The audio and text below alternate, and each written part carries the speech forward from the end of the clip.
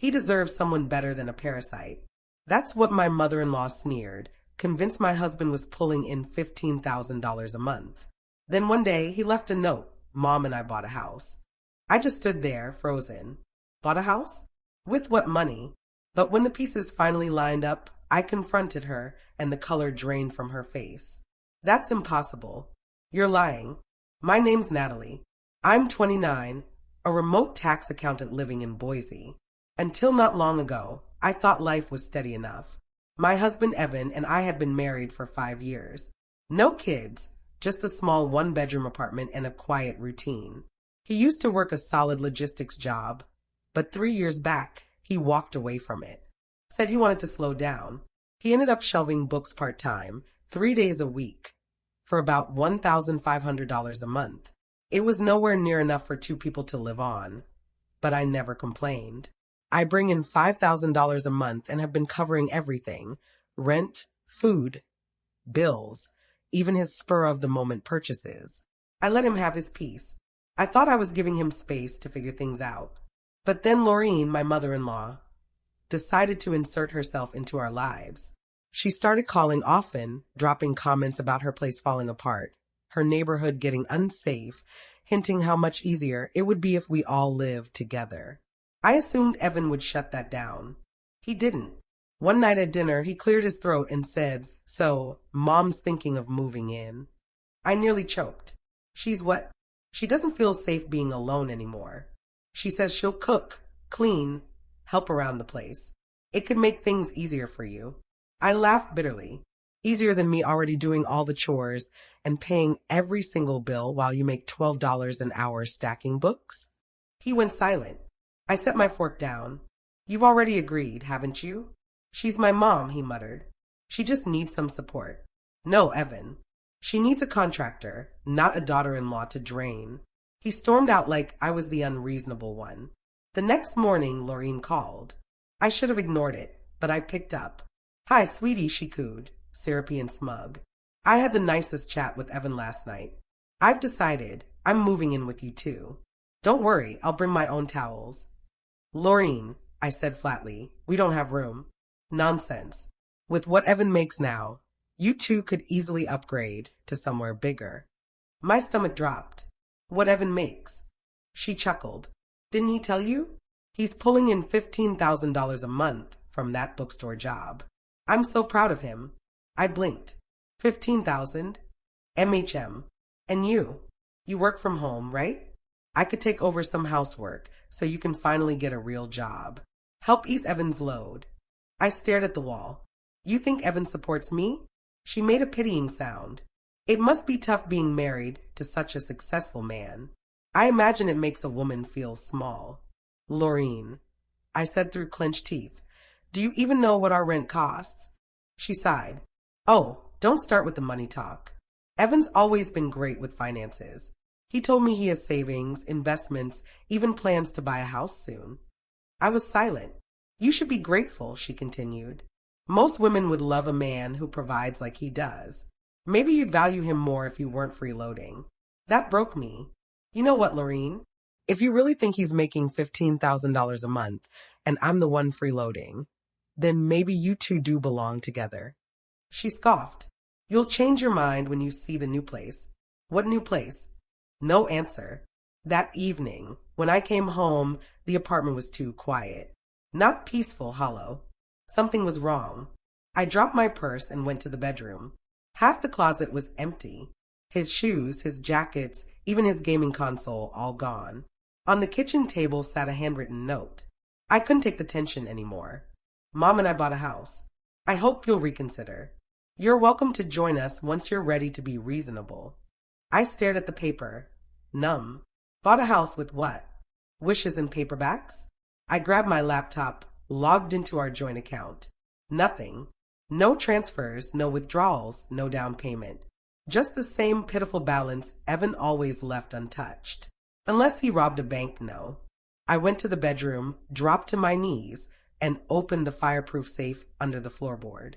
Inside were my passport, emergency cash, a few documents, and an envelope that used to hold my brother Mark's spare house key.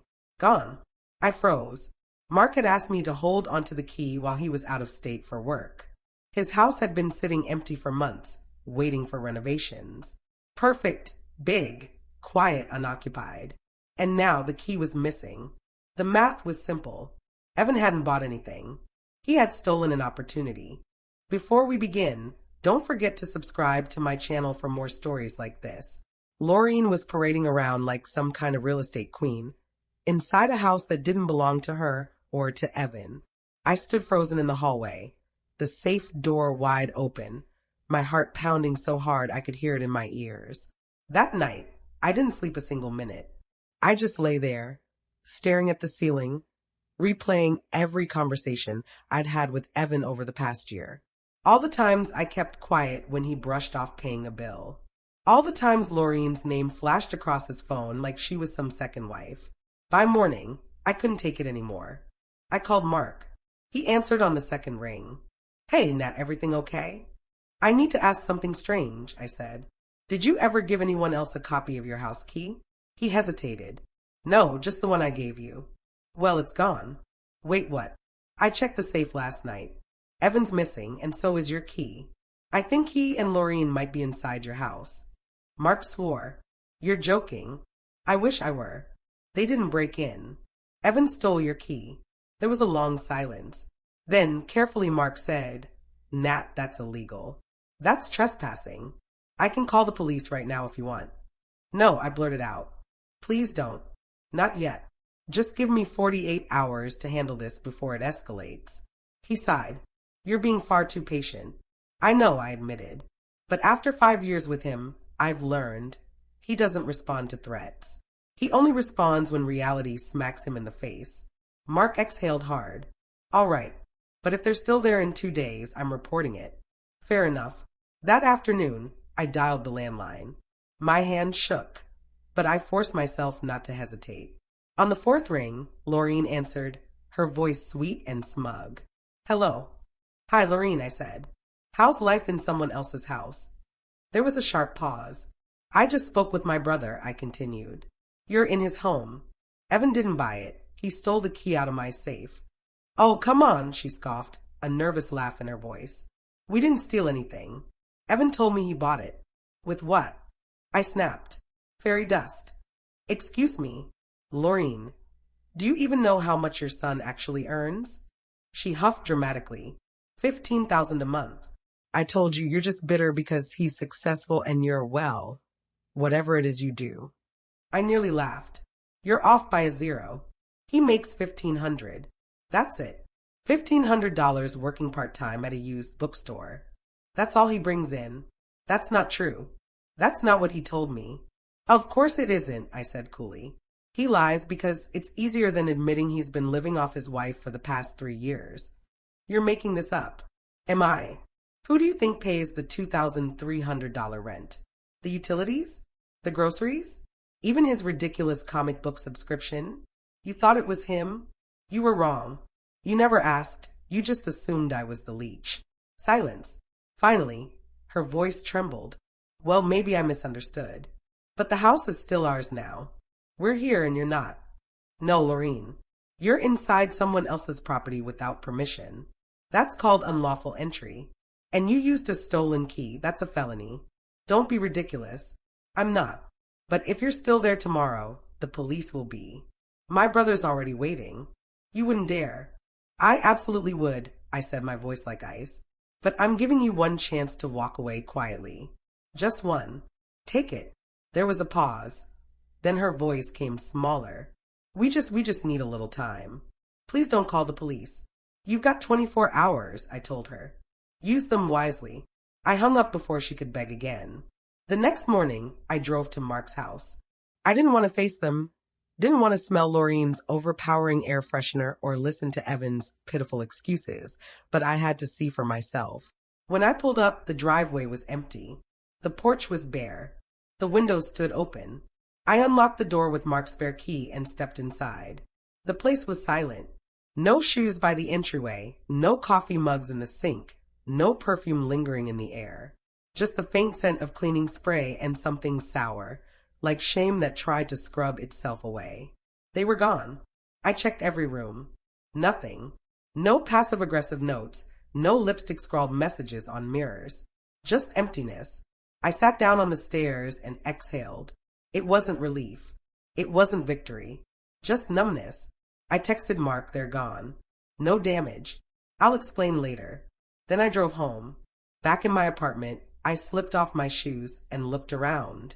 For the first time in years, it felt like my place. Not ours. Not his. Mine. I opened my laptop and pulled up the file I had quietly saved for months. divorce_documents_final.pdf. I hadn't touched it since spring, back when Evan called me controlling for asking him to pay his share of expenses. I never filed them. Never even printed them. Until now. I updated the date, hit print, and watched the pages slide out. I picked up a pen and signed my name slowly, carefully, like I was signing a tax form for a client. When it was done, I just stared at my signature. I didn't cry. I didn't feel sad. I didn't even feel vindicated. Just finished, like someone who forced themselves to finish a terrible book instead of closing it halfway. Maybe I should have walked away sooner. Maybe I should have seen it earlier. But now I was free. Free to build something real, something better, without Evan or his mother dragging me down.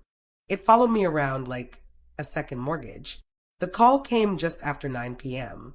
I was in the bathroom, brushing my teeth, soft music playing in the background, when his name lit up my phone screen.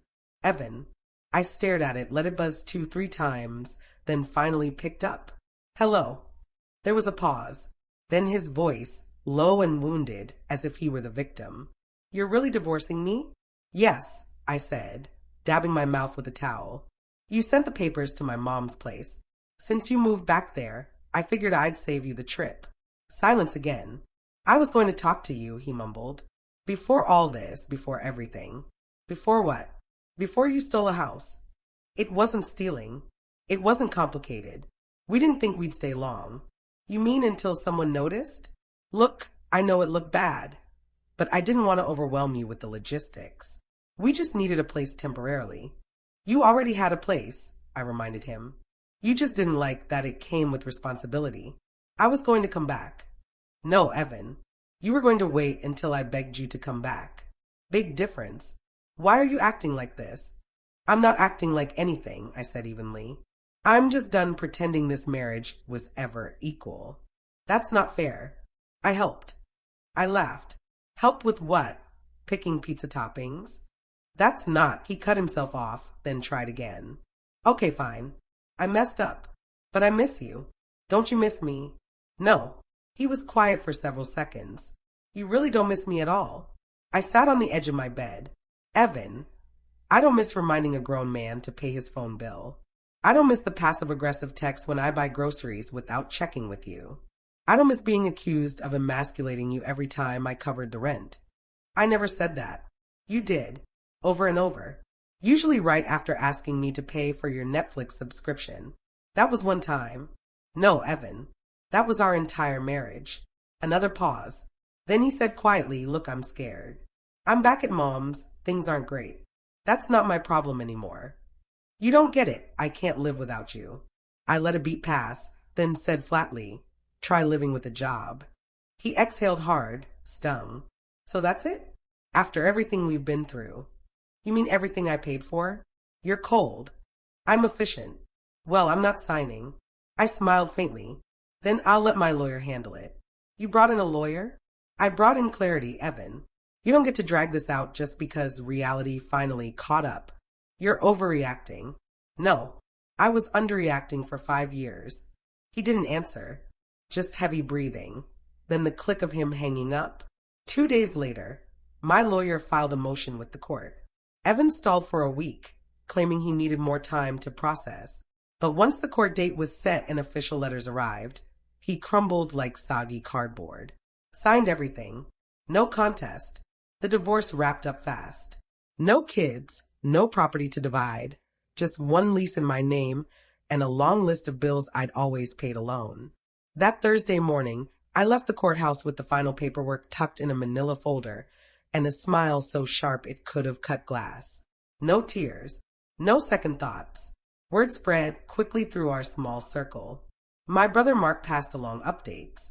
Evan and Laureen had gone back to her old house, the one with the cracked foundation and mold on the bathroom ceiling. She'd picked up part-time work at a discount grocery store. Still wore fake pearls to her shift. Still bragged to anyone who'd listen that her son had almost bought a house once. Evan, he'd been rejected from 3 full-time jobs.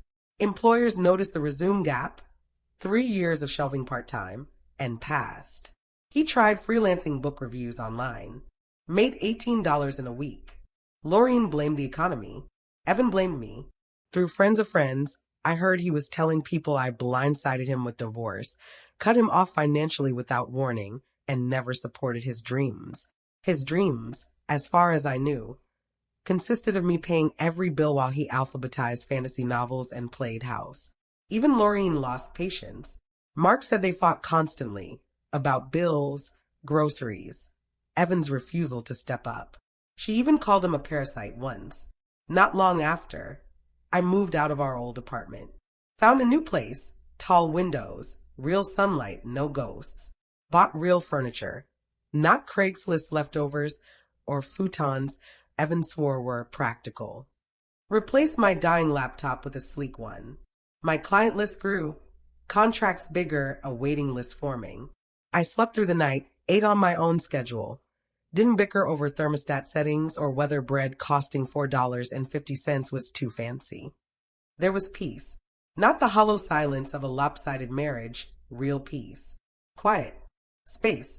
Breathing room. One afternoon, I found a voicemail on my phone. Evan's voice, still clinging. Hey, I know things got messy, but maybe we could talk? Just one coffee. No pressure. I miss you. Call me. I listened once, then deleted it. No anger, no smile, just nothing. Weeks passed, months. I never called back. He never tried again. Maybe he finally understood. Or maybe for the first time he had to sit with his own silence. And that, to me, was justice enough. I'm not bitter. I'm not angry. I don't hate him. I just don't carry him anymore. Not financially, not emotionally, not even in memory. He's simply what used to be. And I'm exactly who I was always meant to become once I stopped dragging dead weight.